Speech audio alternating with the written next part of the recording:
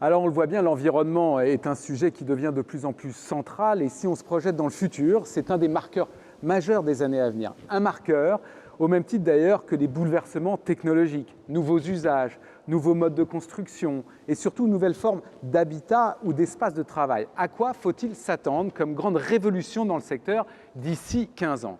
Christelle Edman, bonjour. Vous êtes présidente de Schneider Electric France. Jean Passini, bonjour. Bonjour. Vous dirigez une entreprise d'étanchéité dans le Val-de-Marne et vous êtes président de la Commission environnement et construction durable à la FFB. Emmanuel Gravier, bonjour. Vous êtes président de la Commission innovation et transition numérique à la FFB. Franck Bernigaud, bonjour. Vous êtes président de la FNBM, Fédération du négoce en bois et en matériaux. Alors, il y a un phénomène qui se développe en ce moment dans cette France post-confinement. Brice Teinturier en parlait à l'instant. C'est de plus en plus de Français cherchent à s'installer en dehors des grandes villes et cherchent à quitter leur appartement pour des maisons individuelles. Jean Passini, les constructions de demain, les constructions bas carbone, on va les construire avec quoi d'après vous? Effectivement, c'est une question qui est très importante. On est à un virage important des modes constructifs. Pour expliquer un tout petit peu plus dans quel contexte l'on est, il faut dire que jusqu'à maintenant, on raisonnait énormément énergie, surtout sur le plan énergétique. D'ailleurs, réglementairement, pour la construction neuve, aujourd'hui, on est sous le coup de la réglementation thermique de 2012, qui est principalement axée sur la question énergétique. À partir de maintenant et très prochainement, l'impact carbone, l'émission de gaz à effet de serre va être prise en compte. Donc ça rend les choses très très intéressantes, un petit peu compliquées, mais très très intéressantes, parce qu'enfin, on va prendre en compte la totalité du cycle de vie des matériaux et du bâtiment. Et alors ma maison neuve, qui aujourd'hui était construite d'une façon traditionnelle, en quoi elle va être différente demain? Elle va être différente parce qu'on va s'attacher à analyser donc, le cycle de vie de chaque matériau. Et si vous voulez, pour imager les choses, un matériau peut être très très vertueux dans sa fabrication, dans la faible consommation d'énergie pour être fabriqué, mais si sa durée de vie est très courte et qu'il n'est pas recyclé, de ce point de vue-là, il va être beaucoup moins vertueux que ce que l'on pensait. Alors, exemple, c'est un peu compliqué de rentrer dans les modes constructifs exacts, mais ce qu'on peut dire, parce qu'aujourd'hui, justement, la bataille réside dans le calcul, les modes de calcul de ces analyses du cycle de vie, ce n'est pas complètement arbitré, mais ce qui est sûr, c'est qu'on va avoir beaucoup plus de mixité de modes de construction. Déjà aujourd'hui, on le voit, moi je le vois pas mal en tertiaire, on construit beaucoup plus à la fois en acier, en bois, en béton, qu'auparavant. Il n'y a plus qu'une seule solution. Et ça date pas d'hier. Donc c'est un peu plus compliqué parce que ça nécessite plus de compétences sur les chantiers. Parce qu'on considère que le béton est un matériau qui était polluant ou pour quelle raison? Chaque matériau, effectivement, a des avantages et des inconvénients. Donc, il y en a qui consomment beaucoup d'énergie lors de leur création. Maintenant, si ils durent très longtemps dans le temps et qu'ils sont recyclables, en particulier, c'est le cas du béton, qui fait partie des matériaux inertes, donc qui sont recyclables. Voilà, donc ce n'est pas tout à fait aussi simple. Il faut arriver à une analyse de cycle de vie globalement satisfaisant. Donc il va falloir introduire du bois, de l'acier, là où il y avait peut-être que du béton, etc. Ça va être forcément une composition des différentes solutions. C'est à peu près la même chose pour le génie climatique, où on pensait que les modes de chauffage devaient être uniquement dans un certain sens, et aujourd'hui on est en train de découvrir qu'il va falloir mixer plusieurs solutions. Mais alors, s'il y a des nouveaux matériaux, est-ce que ça veut dire qu'il y aura forcément des nouvelles normes? Oui. Ah oui. Alors, c'est la complexité parce qu'on est dans un métier où on a envie d'innover, on a les moyens d'innover, on est très innovateur, mais on donne des garanties, on s'inscrit dans le temps, il faut que les bâtiments restent et on veut éviter aussi la sinistralité, les risques en matière de construction. Donc c'est pour ça qu'on est très souvent tenté de faire ce qui se faisait auparavant, ce dont on est sûr. C'est-à-dire ? Les modes de chauffage, les modes de construction classiques, les fondations de la même façon. Le béton, par exemple. Oui. Le tout béton. Oui. Enfin, la croissance des autres modes de construction, en particulier du bois, est très très importante en France déjà depuis quelques années. Donc il faut passer par des expérimentations pour évoluer. Et progressivement, on va innover tout en s'assurant que nos modes constructifs sont sûrs. Et donc, il va falloir faire évoluer les règles professionnelles assez rapidement. Vous parliez de l'acier, vous parliez du bois. Est-ce qu'il y a d'autres matériaux qu'on ne connaît pas ou qu'on ne soupçonne pas d'arriver comme structurants? Ces matériaux que vous citez, ça concerne surtout la structure du bâtiment. Hein. Aujourd'hui, la réglementation, dans son évolution, elle va favoriser les matériaux biosourcés. Donc les biosourcés, hein, on en parle souvent, pour les isolants thermiques, par exemple, il y a beaucoup d'exemples. Donc c'est des matériaux qui sont de plus en plus utilisés. Au tout début, c'était un peu expérimental, c'était parfois un peu dangereux. Aujourd'hui, c'est en train de se généraliser. Comme quoi, par exemple? Les matériaux biosourcés, que ce soit voilà, la laine de bois, le chanvre, la ouate de cellulose, il y a eu des expériences négatives, il y a eu des expériences positives, c'est en train de progresser. Et tout ça prend un peu plus de part de marché qu'auparavant, donc c'est quand même très très intéressant. Je voudrais d'ailleurs dire que ce que vous évoquiez tout à l'heure avec Brice Teinturier, ça va participer aussi à l'attractivité de nos métiers. Hein. C'est un sujet qui est un peu différent. Mais finalement, cette innovation, ça va vraiment contribuer, on le sent déjà aujourd'hui chez les jeunes, ça participe vraiment à attirer de nouvelles générations dans nos métiers. Et juste une question, quand on a fini de construire, on fait quoi des déchets? Et qu'est-ce qu'on va en faire demain?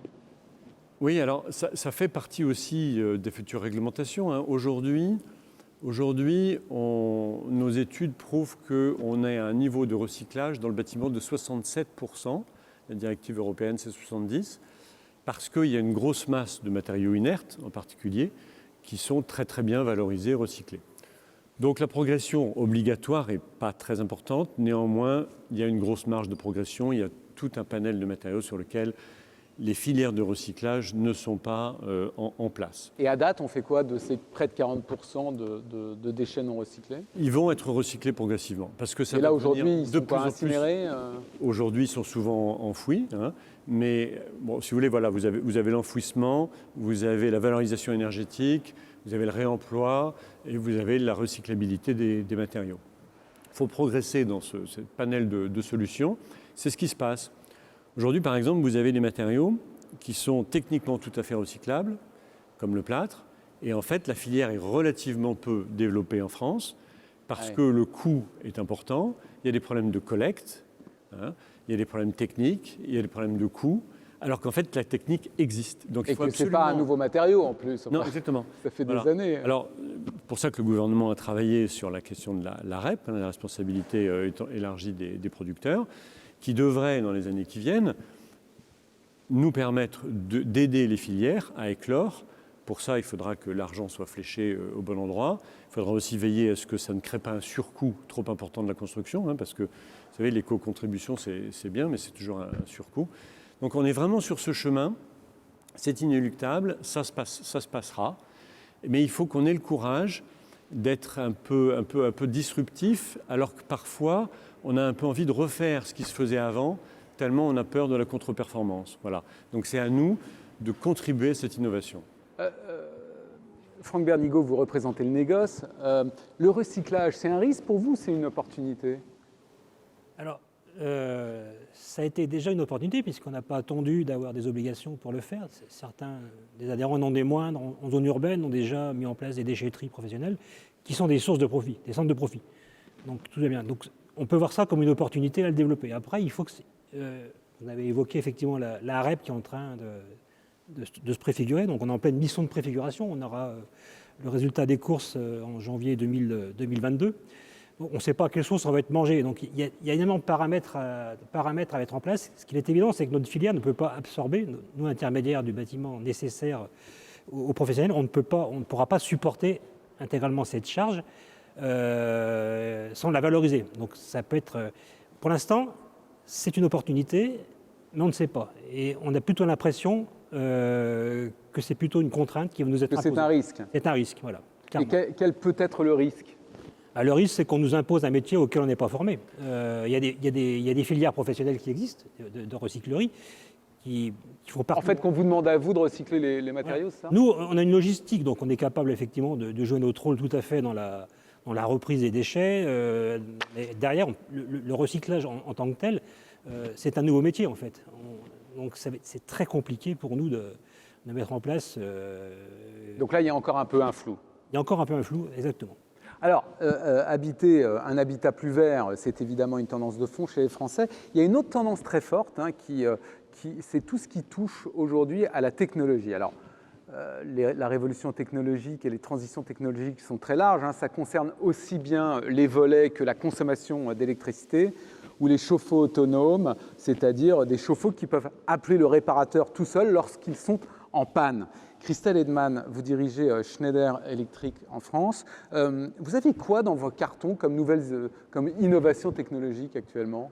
Il y a beaucoup de technologies en fait, qui ont été banalisées, mais si on regarde dans l'industrie du bâtiment, les lots techniques, on les connaît depuis longtemps, vous l'avez dit, tout ce qui est le chauffage, le réseau électrique, là en l'occurrence Schneider Electric, tout ça c'est des métiers quand même qui sont technologiques. Maintenant la vraie nouveauté c'est la connectivité, donc c'est l'arrivée du numérique et ce que promet finalement la connectivité. Alors, les Français ne veulent pas spécialement de la technologie, ils veulent du confort, de la facilité d'utilisation, ils veulent effectivement des bâtiments qui peuvent prendre en compte finalement les usages dans le bâtiment et c'est ça que la technologie va apporter, c'est-à-dire qu'on va pouvoir vraiment mettre l'usager au cœur du bâtiment. Et par rapport à ces nouveaux usages, qu'est-ce que vous avez comme invention ? Alors il y a beaucoup d'innovations. Alors ça va évidemment, si je prends le tableau électrique à part notre filière d'installateurs qui le connaît, qui l'installe, qui n'est pas connu et qui a quand même une première priorité, c'est la protection, la sécurité.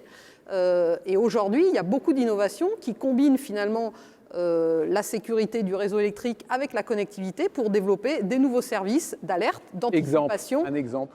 Prévention, détection de surchauffe dans un tableau électrique qui permet d'anticiper des pannes, des incendies. Sans que moi j'ai à intervenir en tant que... Absolument, sans qu'on ait à intervenir. Et donc il y a des choses qui sont faites pour être autonomes, c'est-à-dire sans intervention d'un tiers, mais qui vont permettre après à notre filière d'installateurs de progressivement vendre des nouveaux services. Et puis on voit bien dans le bâtiment, la vraie révolution dans la gestion de l'énergie, c'est que le bâtiment va devenir une vraie maille intelligente dans le réseau d'énergie. C'est-à-dire que quand on vient mettre des panneaux solaires sur le toit, quand on vient mettre des bornes de recharge du véhicule électrique dans le garage, on voit bien qu'il y a une complexité et que finalement le consommateur d'énergie ou le bâtiment peut devenir producteur d'énergie. Et donc là, il y a plein de nouveaux métiers et de nouveaux business models. C'est pas des choses qui C'est-à-dire que je vais produire mon électricité tout seul. On va pouvoir produire son électricité, on va pouvoir faire de l'autoconsommation. C'est des choses qui progressent. La France n'est pas forcément un pays très avancé en la matière. Et puis demain, on va avoir ces véhicules électriques, on va devoir les charger. Et donc, le véhicule qui aura une batterie va aussi pouvoir stocker l'énergie quand on va avoir le véhicule dans le garage au moment où il y a du soleil dans la journée, va pouvoir rendre une partie de cette énergie, ou bien au réseau, ou bien au logement. Et donc ça, on voit bien, c'est une vraie révolution. Et ça, c'est tout un pan d'innovation dans le bâtiment. Emmanuel Gravier, comment vous êtes une PME, comment les PME comme la vôtre appréhendent toutes ces innovations technologiques ? Je dirige un groupe de PME en installation électrique déjà, donc, donc ça vous parle. Christelle, nous le mettons en œuvre. Ouais. L'innovation ne nous fait pas peur, l'innovation au sens plus large pour le bâtiment, c'est le driver de demain. Tous les corps de métier du bâtiment sont touchés par l'innovation. Il y a l'innovation numérique du BIM, de tout ce qui est préparation des chantiers, tout ce qui est devis, et puis ensuite il y a la réalisation sur les chantiers. Toutes les PME, quelle que soit leur taille, sont déjà équipées. Enfin, beaucoup sont équipés et vont l'être encore plus quand il va y avoir la 5G, quand il va y avoir des facilités de communication avec des nouveaux outils numériques pour gérer les chantiers. Donc, ce que je veux dire, c'est que l'innovation et bâtiment, ça va complètement ensemble. Mais alors, par exemple, l'innovation est plutôt pour l'industrie, la high-tech. Non, il se trouve que le bâtiment est au cœur de l'innovation et en plus va créer les emplois de demain. Mais alors, par exemple, quand on parle de l'imprimante 3D, par exemple, l'imprimante 3D dont on dit qu'elle va... C'est pas un problème. C'est pas un problème. C'est pas un problème. C'est un risque ou c'est une opportunité ? C'est une opportunité. C'est une opportunité. C'est-à-dire ? Parce que ça peut... Nous, on n'est pas constructeurs. Donc, ça peut mettre des nouveaux acteurs en compétition avec des anciens acteurs sur la construction qui pourraient peut-être être un peu moins chers. Donc, c'est une opportunité peut-être d'un point de vue économique. Donc, c'est pas un danger, si vous voulez, pour nous. D'accord. Et pour l'ensemble du secteur non plus ? Pour l'ensemble du secteur, il peut y avoir encore une fois des dangers, mais nous voyons le côté positif de toute cette innovation. Et au contraire, s'il y a des nouvelles façons de construire ou des constituants que nous mettons en place sur nos chantiers, on sera très heureux. Alors vous, Christelle Edman, on voit bien que vous développez toutes sortes d'innovations, de solutions techniques. Est-ce qu'in fine, vous pourriez vous passer des PME et des artisans ou au contraire, vous considérez qu'ils vont être encore plus essentiel pour vous qu'il ne l'était? Alors, ce serait malvenu de ma part de vous dire oui, bien sûr. Oui, non, mais je sais. Non, mais on voit bien quand même. Mais aujourd'hui, pour être très, très pratique, en France, nos technologies, on ne les vend pas au client final. D'ailleurs, en général, ce n'est pas le client final qui fait le choix, c'est vraiment l'installateur. Et aujourd'hui, nous, notre mode de commercialisation, on a 12 000 partenaires installateurs en France. Et on a la même chose dans le monde industriel. On a de plus en plus aussi des intégrateurs quand on va dans le monde du logiciel. Donc, notre enjeu et notre ADN, ça a toujours été de travailler avec des partenaires qui sont des petites entreprises, des Mais PME. vous ne pourriez pas vous passer des intermédiaires et aller directement au client final? Non, et d'ailleurs, alors on travaille beaucoup parce que notre vrai enjeu dans l'adoption des technologies, c'est la formation et c'est finalement la compétence pour mettre ces technologies sur le marché. Et on voit bien qu'on est dans un monde où à la fois il y a des sujets sur lesquels c'est les clients finaux qui vont pousser, parce qu'ils sont habitués à avoir le téléphone, le smartphone, et ils veulent une simplicité d'usage, et que si nous-mêmes, avec notre filière et nos partenaires, on ne monte pas en compétences et on ne vient pas proposer ça aux clients, ils vont essayer de trouver et de travailler peut-être avec les Google, les Amazon qui arrivent dans la maison et qui proposent des choses. Maintenant, honnêtement, le capital confiance, on est quand même dans un monde où on est entouré de technologies, il y a des innovations à des cycles et une rapidité colossale. Et on voit bien que finalement, ce qui fait la force de notre filière, c'est la normalisation, c'est la formation, c'est le partenaire de confiance de proximité qui va apporter du conseil. Et donc notre enjeu, c'est la formation de notre filière. Jean Passigny. Oui, ce que je peux ajouter effectivement, c'est que parmi les changements que vous voulez que l'on évoque, je trouve qu'il y a la transversalité entre les différents métiers. Ça veut dire quoi ça? Ça veut dire, je vais vous donner un exemple précis, ça veut dire que les métiers sont encore plus obligés de travailler entre eux dans l'innovation. Sur nos toits terrasses, on met du photovoltaïque, de la production d'électricité. Voilà, c'est un tout petit exemple, mais dans plein de métiers comme ça, on est obligé de travailler ensemble. Alors ça rend les choses un peu plus compliquées, mais c'est beaucoup plus passionnant, parce que c'est tous ensemble qu'on emmène le projet vers quelque chose de plus grand et de plus Oui, c'est que la technologie vient de différentes entreprises, différents acteurs, et qu'elle est ensuite posée par, entre guillemets, des poseurs et des entreprises. Franck Bernigaud, vous faites du négoce, donc vous êtes entre les industriels et les entreprises. Vous n'avez pas peur que les industriels fassent tout sans vous, en fait, finalement, in fine? Enfin, je parle de l'avenir, là. Hein. C'est une réflexion qui existe depuis peut-être 50 ou 60 ans. Ce n'est pas nouveau. Donc, si on est encore là et encore vivant, je pense qu'on a intérêt d'être là. Le jour où on n'aura plus d'efficacité, on fera notre métier mieux que notre place, on n'existera plus, et je peux vous dire que ce sera tant mieux. Ça veut dire qu'on ne sert à rien. Tant qu'on sert à quelque chose, on est encore là, et c'est le cas. D'une part, parce qu'on parle beaucoup de nouveaux procédés de construction, plutôt innovants. Alors, dans l'électricité, je dirais qu'il y a une communication peut-être plus facile chez les artisans, mais sur les procédés constructifs, sur le gros œuvre, sur la couverture, on a un rôle essentiel, puisqu'on a un rôle d'information, en fait. D'information, de stockage de produits, puisqu'on met beaucoup de temps à faire évoluer certaines mentalités. On a parlé des RT 2000, 2010, 2020. C'est vraiment à la fin du processus d'une RT que des gens ont pris conscience réellement des nécessités d'évoluer. Donc on est là en permanence, nous, pour porter la bonne parole, amener une offre cohérente à nos clients, amener une compétence technique sur le terrain, puisqu'on a des commerciaux plutôt techniciens, qui apportent effectivement, qui sont un relais quasiment indispensable entre les industriels et nos artisans. Mais en même temps, si la technologie est développée par les industriels et cette technologie est toujours plus sophistiquée, est-ce que le risque, c'est pas que les PME et les artisans deviennent de simples poseurs? C'est à moi que vous... Oui, c'est à vous que je m'adresse. Moi, je suis obéissant, j'attendais. Non, mais pardon. Si vous voulez, l'armée des PME, ETI, des entreprises de taille intermédiaire, des artisans du bâtiment sont en contact direct avec le client. Donc, ils identifient les besoins des clients. Ensuite, ils s'adressent aux industriels via la distribution aussi pour trouver une solution pour le client. Donc, si vous voulez, l'armée, avec des guillemets, de la Fédération française du bâtiment et de tous ces artisans, encore une fois, PME et ETI, c'est une protection. Et c'est le passage obligé pour les industriels pour diffuser leur technologie. Mais charge à nous, hommes professionnels de l'installation, alors là je vous parle d'électricité, c'est évidemment de monter en compétences. Parce que le bâtiment de demain, il aura peut-être des nouveaux matériaux, mais il sera surtout connecté, il sera intelligent, il sera prédictif. Donc tout ça, il va falloir l'intégrer. Outre que l'installateur, alors puisqu'il a été cité, devient plutôt un intégrateur de technologie. On est obligé d'avoir une donnée télécom, une donnée logicielle. Vous voyez ? Et donc on n'a pas de crainte, d'autant plus que... Non, il faut de l'éducation en fait. d'éducation, enfin de compétences. Oui, oui, ce que Et je voulais dire, la et formation. le gros travail de la fédération, c'est aussi de travailler sur les référentiels de l'éducation nationale pour avoir des jeunes. On parlait de l'importance d'intégrer des jeunes et on répond favorablement au ministre au pluriel qui nous demande de travailler avec les jeunes et de les intégrer en apprentissage. Il faut qu'ils aient les compétences pour pouvoir très très rapidement devenir des professionnels de ces nouveaux métiers effectivement transversaux et qui intègrent beaucoup de numérique pour l'usager. Christelle Edman, au fond, vous développez les technologies et les équipements, et les artisans sont ceux qui posent ces équipements. Est-ce qu'au fond, du point de vue de la valeur, c'est gagnant-gagnant des deux côtés ou pas? Ou s'il y a un petit déséquilibre? C'est gagnant des deux côtés parce qu'au final, nous, finalement, on a certaines innovations qui apporteront jamais de valeur à l'utilisateur final, qui sont là pour apporter du temps, faire gagner du temps à l'installateur. Oui.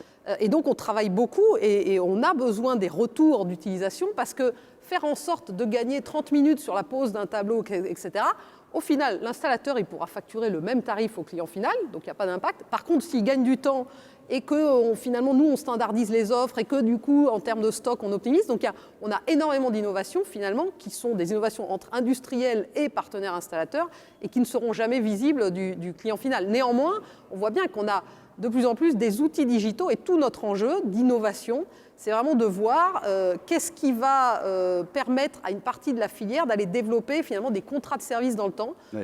Parce que finalement, on est encore trop dans des logiques de construction et puis ensuite on installe. Et alors en plus dans la filière électrique, on installe et ça dure 30 ans. Or là, on va voir qu'on va devoir combiner une notion de long terme, parce que fiabilité, et en même temps des usages. Donc le service va être de plus en plus important. Exactement. Ah oui. En tout cas, merci infiniment d'être venu sur ce plateau. C'était extrêmement intéressant. Merci beaucoup.